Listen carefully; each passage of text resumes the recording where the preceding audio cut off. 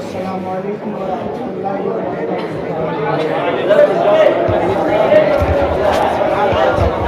الحمدللہ حمدا طیبا مبارکا کثیرا کثیرا، نور لک نور وبک النور ومنک النور، نور النور نور علی نور، وعلی آلہ واصحابہ وازواجہ وذریاتہ واولیاء امتہ اجمعین، اما بعد فاعوذ باللہ من الشیطان الرجیم، بسم اللہ الرحمن الرحیم۔ ثم دنا فتدلی فکان قاب قوسین او ادنی فاوحی الی عبدہ ما اوحی۔ صدق اللہ۔ قال اللہ تبارک و تعالی فی شان حبیبہ الکریم، ان اللہ وملائکتہ یصلون علی النبی یا ایھا الذین آمنوا صلوا علیہ وسلموا تسلیما۔ اللہم صل علی سیدنا شفیعنا حبیبنا مولانا محمد وبارک وسلم صلوا علیہ، صلاۃ و سلام علیک یا رسول اللہ صلی اللہ تعالی علیہ وسلم۔ الحمدللہ منشی الخلق من عدمی، ثم الصلاۃ علی المختار فی القدم، یا رب بالمصطفیٰ بلغ مقاصدنا واغفر لنا ما مدعا یا واسع الکرم۔ اعلیٰ حضرت عظیم البرکت مجدد دین و ملت، مجدد کامل میعت ماضیہ، مجدد باطن میعت حاضرہ، حجت اللہ القاہرہ، ابر کمکام بحر طمطام الشاہ امام احمد رضا خان فاضل بریلوی علیہ رحمت و رضوان ارشاد فرماتے ہیں، وہ سرور کشور رسالت جو عرش پر جلوہ گر ہوئے تھے، نئے نرالے طرب کے سامع عرب کے مہمان کے لیے تھے۔ خرد سے کہہ دو کہ سر جھکا لیں، گما سے گزرے گزرنے والے، یہاں خود پڑے ہیں جہد کو لالے، کوئی کیا بتائے کہ در گئے تھے۔ سراغ عین و متا کہاں تھا، نشان کیف و الا کہاں تھا، نہ کوئی راہی نہ کوئی ساتھی، نہ سنگ منزل نہ مرحلے تھے۔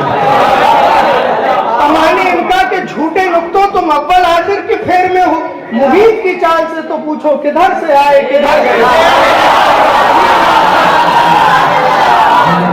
وہی ہے اول وہی ہے آخر، وہی ہے ظاہر وہی ہے باطن، اسی کے جلوے اسی کی جانب، اسی سے ملنے اسی کی طرف گئے تھے۔ اور ثنائے سرکار ہے وظیفہ، قبول سرکار ہے تمنا، نہ شاعری کی ہوس نہ پرواہ، روی تھی کیا کیسے کافیے تھے۔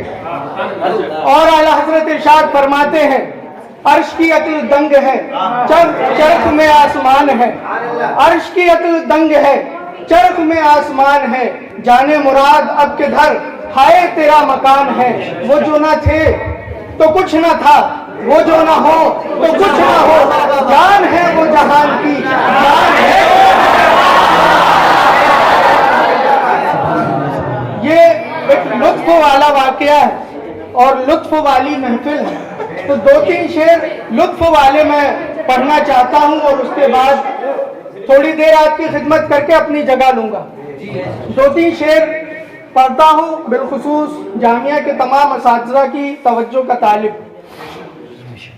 جان عالم شافع روز جزا کو دیکھ کر، جان عالم شافع روز جزا کو دیکھ کر، وجد میں ہے اہل محشر مصطفیٰ کو دیکھ کر۔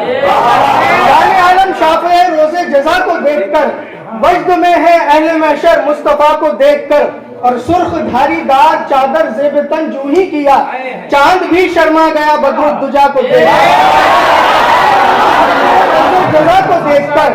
وجد میں ہے اہل محشر مصطفیٰ کو دیکھ کر، سرخ دھاری دار چادر زیب تن جو ہی کیا، چاند بھی شرما گیا بدر الدجا کو دیکھ کر، چاند بھی شرما گیا بدر الدجا کو دیکھ کر۔ اور یہ وہ شعر ہے جس کے لیے یہ کلام کہا گیا، جان عالم شافع روز جزا کو دیکھ کر، جان عالم شافع روز جزا کو دیکھ کر، وجد میں ہے اہل محشر مصطفیٰ کو دیکھ کر، سرخ دھاری دار چادر زیب تن جو ہی کیا، چاند بھی شرما گیا بدر الدجا کو دیکھ کر، اور کس قدر تسکین ملتی تھی نبی کے قلب کو، کس قدر تسکین ملتی تھی نبی کے قلب کو، مرتضیٰ والفاطمہ وابناہما کو دیکھ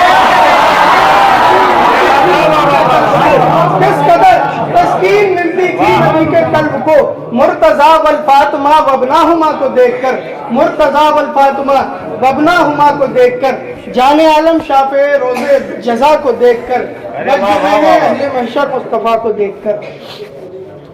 حضرات، معراج النبی کے سلسلے میں آج کی یہ باوقار محفل کا انعقاد کیا گیا، جس میں ہم اور آپ شرکت کی سعادتیں حاصل کر رہے ہیں۔ اصل میں معراج النبی ہے کیا؟ نبی پاک صلی اللہ تعالی علیہ وسلم جب اس دنیا میں تشریف لائے اور لگ بھگ 40 سال عمر گزارنے کے بعد آپ نے اعلان نبوت فرمایا،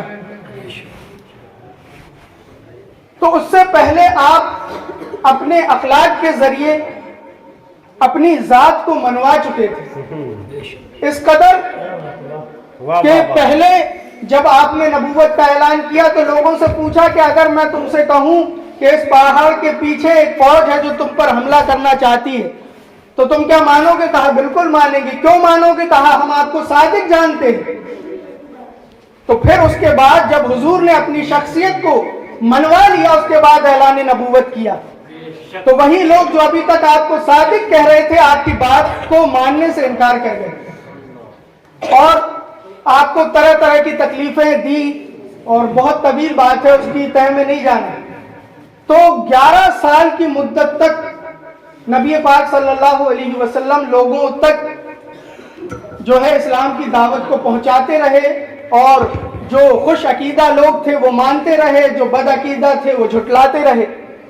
ایک مدت کے بعد تقریباً جب 11 سال ہو گئے تو آپ نے یہ اللہ رب العزت کے حکم کی طرف سے کہ اب یہاں نہیں بلکہ آس پاس کے علاقوں میں جا کر کے دین کی تبلیغ کی جائے، تو نبی پاک صلی اللہ علیہ وسلم نے طائف کی طرف جانے کا ارادہ کیا کہ یہاں مکہ کے جاہل اس بات کو نہیں سمجھتے، طائف میں پڑھے لکھے لوگ رہتے ہیں جو پڑھنا جانتے ہیں لکھنا جانتے ہیں، شاید وہ اس بات کو سمجھیں گے۔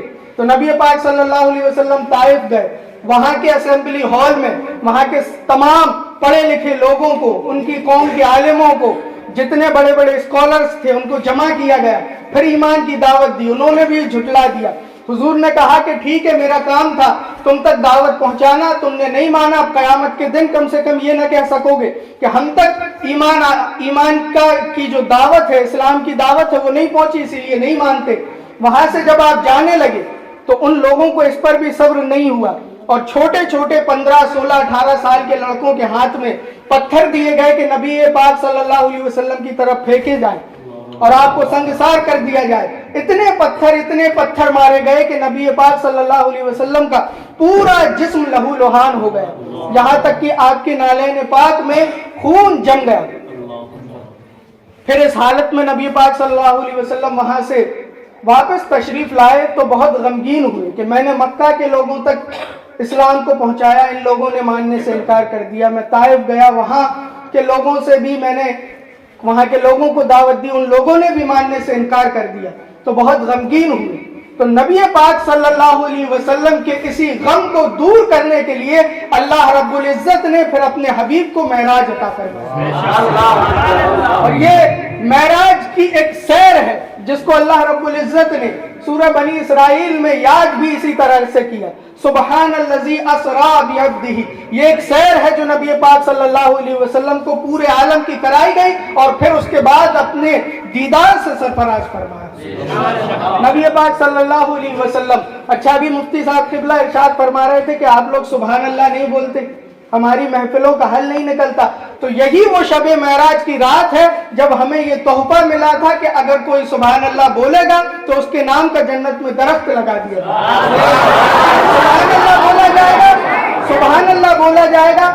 جب نبی پاک صلی اللہ علیہ وسلم کو سجایا جا رہا تھا، दूल्हा बनाया जा रहा था तो वहां बज़ाहिर सिद्दीक और उमर मौजूद नहीं थे, उस्मान और अली मौजूद नहीं थे, बज़ाहिर आपके वालिदैन नहीं मौजूद थे कि इस दूल्हे को देख करके सुभान अल्लाह कहते। तो अल्लाह रब्बुल इज्जत ने जब इस वाक़े का जिक्र किया तो सुभान के नाम से याद किया और सुभान लफ्ज के जरिए इरशाद फरमाया, ताकि लोगों को पता चल जाए कि जब रब ने सुभान कह दिया तो अब तुम भी जब मेराज का वाक़या सुनो तो तुम्हारी जबानों पर अगर कोई लफ्ज आए तो वो सुभान अल्लाह का।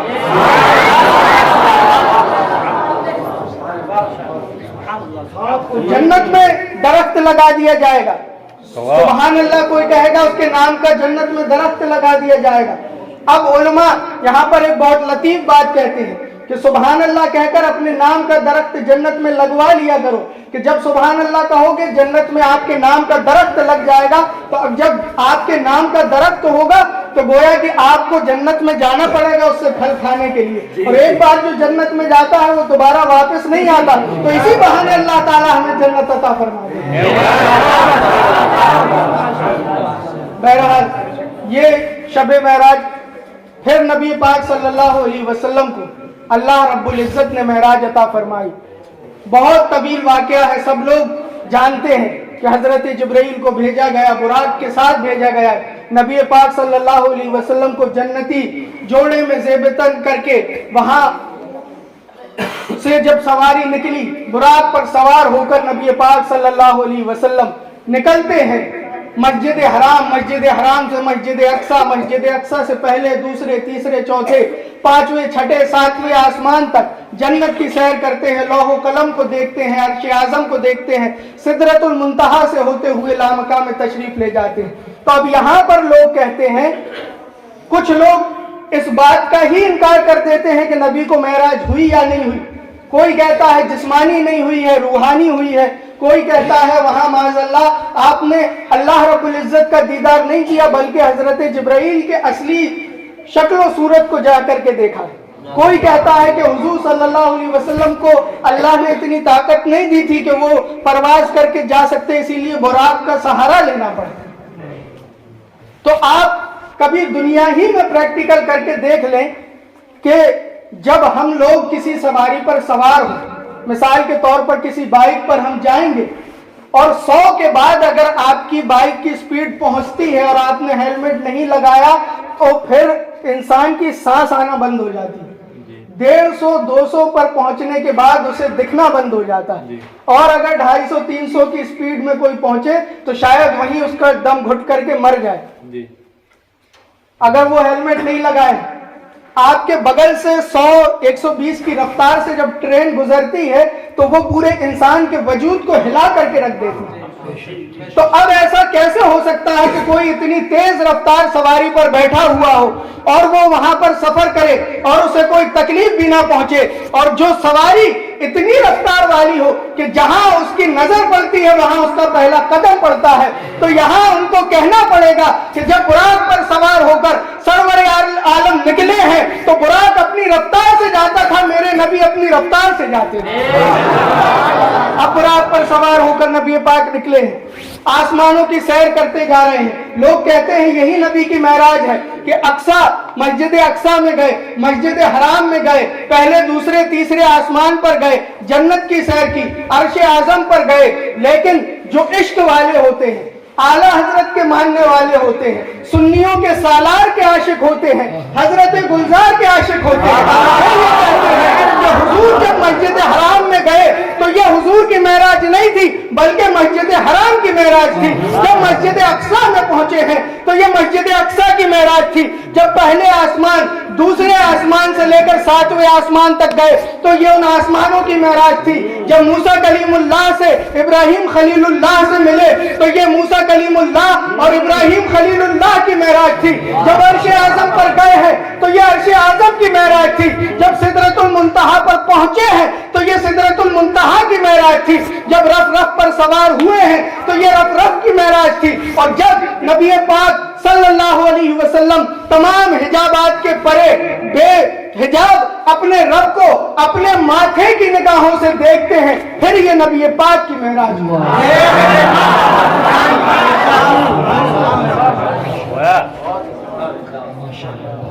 पहुंचे मेरे सरकार, لا مکان، کوئی مکان نہیں، اور اپنے رب کے دیدار سے مشرف ہوئے۔ یہ دوسرا واقعہ ایسا پیش آیا کہ جب ذات باری تبارک و تعالی ہے اور حضور کی ذات ہے، اس کے علاوہ تیسرا کوئی نہیں۔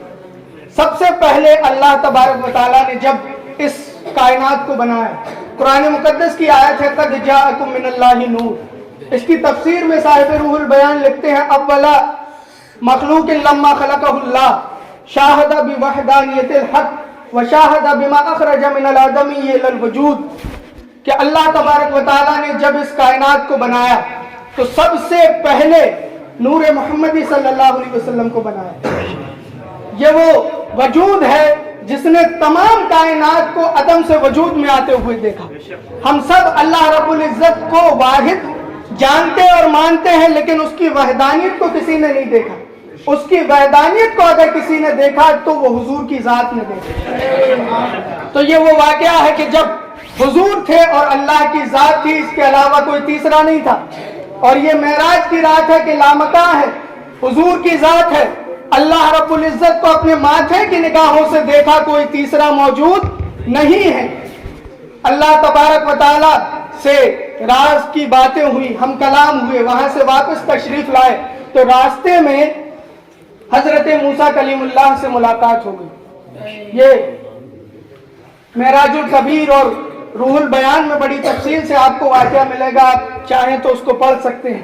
موسیٰ کلیم اللہ سے ملاقات ہوئی تو لوگ جانتے ہیں کہ صرف نمازوں کے بارے میں بات چیت ہوئی، وہاں صرف 50 وقت کی نمازیں نہیں تھی، بلکہ مفسرین بیان کرتے ہیں کہ 6 مہینے کے روزے بھی تھے جن کو کم کرا کر کے 1 مہینے کا کرایا گیا، اور کئی اعزاز حضور کو اور ان کی امت کو دیے گئے، جس میں سے ایک اعزاز یہ بھی تھا کہ اگر کوئی بندہ نیکی کا ارادہ کرتا ہے تو اس کا صرف ارادہ بھر کر لینے سے اس کے نامہ اعمال میں نیکی لکھ دی جاتی ہے، اور اگر پھر وہ اس نیکی کو کر لیتا ہے تو پھر اس کے نامہ اعمال میں 10 نیکیاں لکھ دی جاتی ہیں۔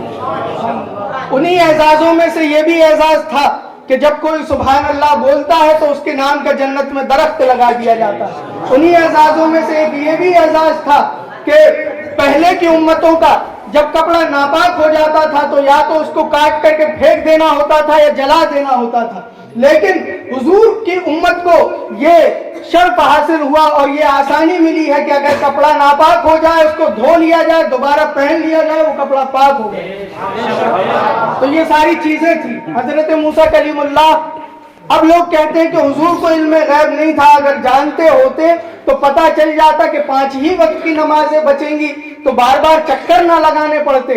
تو یہاں پر جو یہ بار بار کا سلسلہ ہوا ہے وہ حضرت موسیٰ کلیم اللہ کے لیے ہوا، تاکہ وہ ان آنکھوں کو دیکھ لیں، ان آنکھوں کو دیکھ لیں جس نے جلوہ الہی کو دیکھا، کیونکہ حضرت موسیٰ ہی وہ ہے نا جنہوں نے کہا تھا اپنے رب سے کہ اے پروردگار عالم میں تیرا دیدار کرنا چاہتا ہوں۔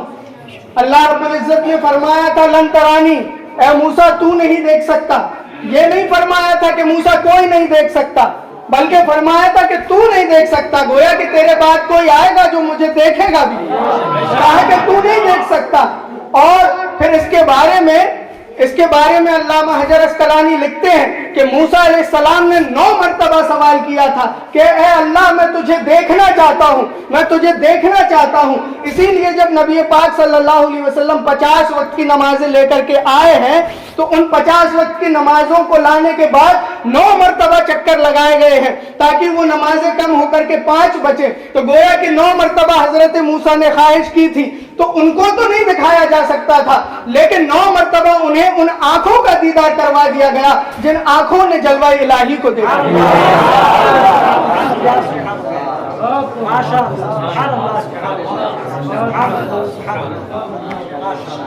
پھر نبی پاک صلی اللہ علیہ وسلم آتے ہیں، معراج کا واقعہ پورا ہو گیا۔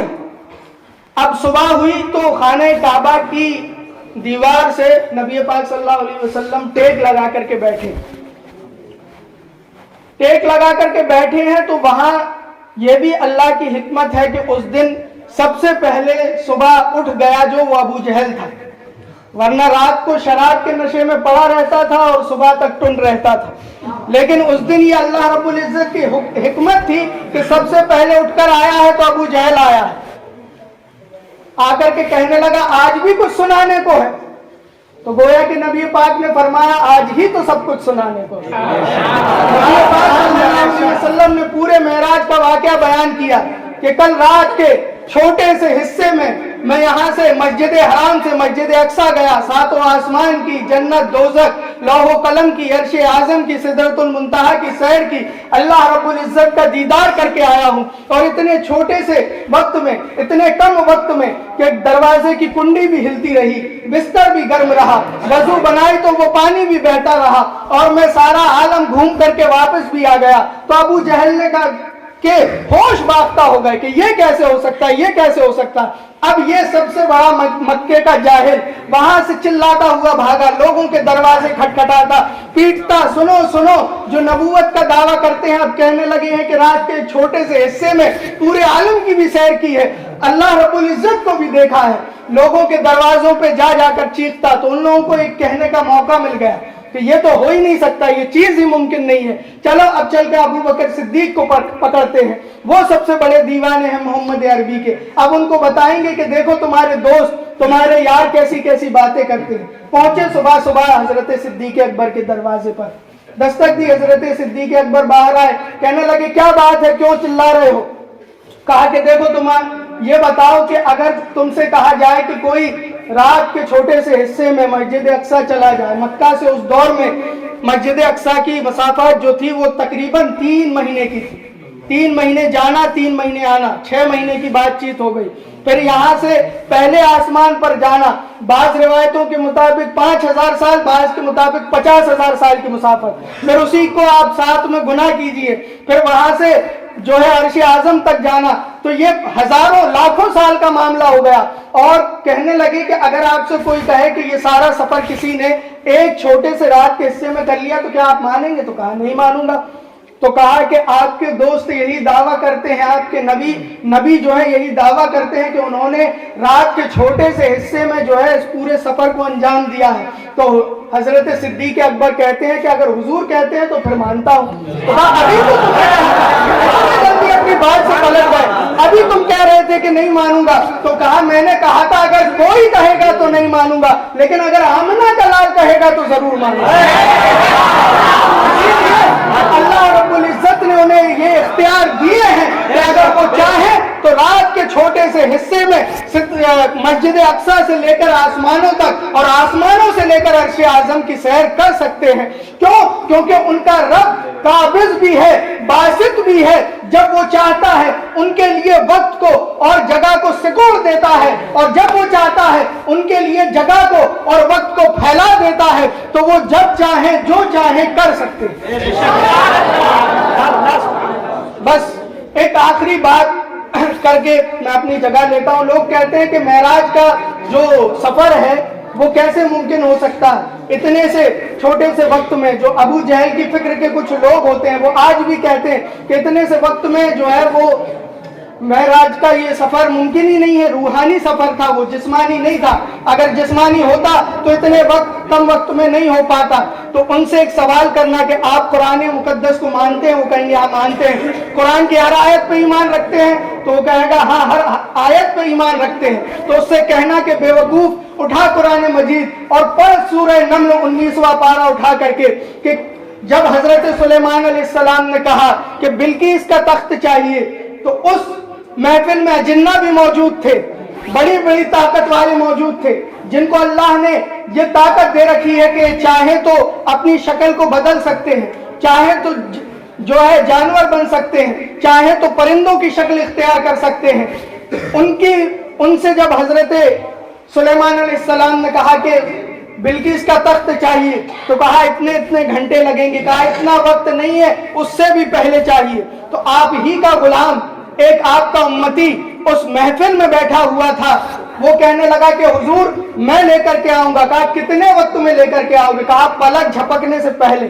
اور اس کو یہ طاقت کیسے ملی؟ تو اسی قرآن مقدس میں لکھا ہے عندہ علم من الکتاب، کہ اس کے پاس کتاب میں سے تھوڑا علم تھا، کتاب میں سے تھوڑا علم تھا، اس کو اللہ نے یہ طاقت دے رکھی تھی، کہا میں لے کر آؤں گا تخت، اور پلک جھپکنے سے پہلے حضرت سلیمان علیہ السلام نے کہا ٹھیک ہے لے کر آؤ، پلک جھپکی، پھر تخت آیا کہ نہیں آیا؟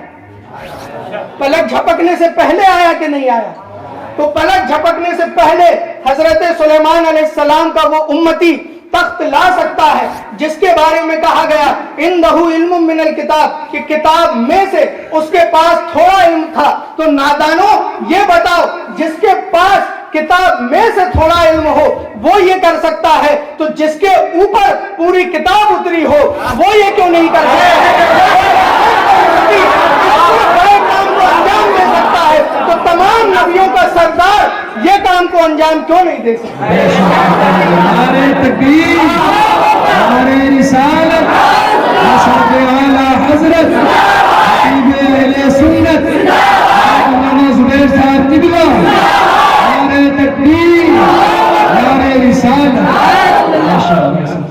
یہ سفر معراج جو ہے ایک لطیف واقعہ ہے جس کے ذریعے لوگوں کے دلوں میں عشق رسول پیدا ہوتا ہے۔ یہ جو عبادتیں ہیں یہ ہمارے ایمان کا جسم ہے، اور نبی کا عشق جو ہے وہ اس جسم کی روح ہے، اس جسم کی جان ہے۔ تو ان واقعات کو اسی لیے بھی دہرانا ضروری ہے تاکہ ہمارے جو دل ہیں وہ عشق رسول سے منور ہو جائیں، اور پھر ایمان کی روشنی سے ہمارا جو یہ پورا اسلام ہے، پورا دین ہے، پورا ایمان ہے وہ مکمل ہو جائے۔ اسی لیے اعلیٰ حضرت ارشاد فرماتے ہیں جان ہے عشق مصطفیٰ، جان ہے تو جہان ہے، جان ہے تو جہان ہے۔ مولا کریم ہم سب کو نبی پاک صلی اللہ علیہ وسلم سے سچی محبت کرنے کی توفیق عطا فرمائے۔ ہمارے کہنے میں، آپ کے سننے میں جو کچھ بھی خطا لغزش جان بوجھ کر یا انجانے میں ہو گئی ہو، مولا کریم سے دعا ہے کہ وہ اس کو معاف فرما دے۔ استغفر اللہ ربی من کل ذنب واتوب الیہ وما علینا الا البلاغ المبین۔ السلام علیکم ورحمۃ اللہ وبرکاتہ۔